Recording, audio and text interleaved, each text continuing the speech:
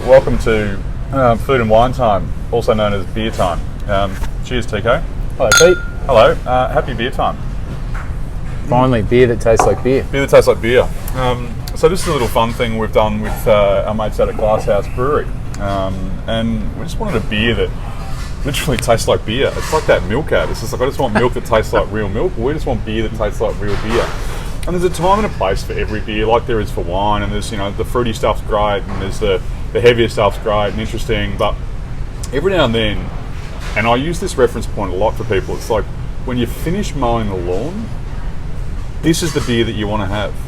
Roger that. Beer for refreshment.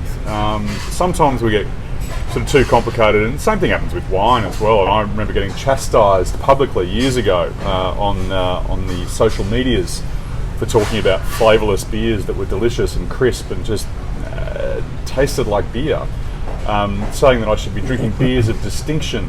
And I didn't really understand what the hell that meant, and I still really don't, because as far as I'm concerned, beer should be, like any beverage, should be about fun. And I think we get carried away with stuff sometimes way too much. And even we talk about wine probably way too much sometimes. But so when we came up with this, the whole idea was just like, beer is good. Obviously referencing a certain other advertising campaign from the 80s that some people may remember. But it's just that. What are your thoughts? Mate, I agree. Look, I'm such a classic sort of beer drinker. I like a session beer. Yep. A beer that I can have two or three of. Yep. And probably much the same as you. I do appreciate what some of these craft guys are doing, and they're certainly complex, and they're craftsmen, that's for sure. But for me and my palate, this style of beer is exactly where it's at for me. Yeah. And I think, again, as I said, time and a place, but, as that reference point for me, if it's a hot day, you just want something crispy, a little crispy boy, to sort of smash down responsibly, of course. This is the beer. The other thing for me is, when you talk about, drinking and eating together and that kind of stuff, sometimes, this beer is probably necessarily maybe thinking about potentially corn chips at best, but... it's not. There is some. There's more that we can do with that. What do you Mate, think? I do reckon meatballs would be fantastic with it. Like we originally, we're going to say right now that when TK tasted this a few minutes ago, the first thing he said was a Bunnings sausage, and we all probably agree with that.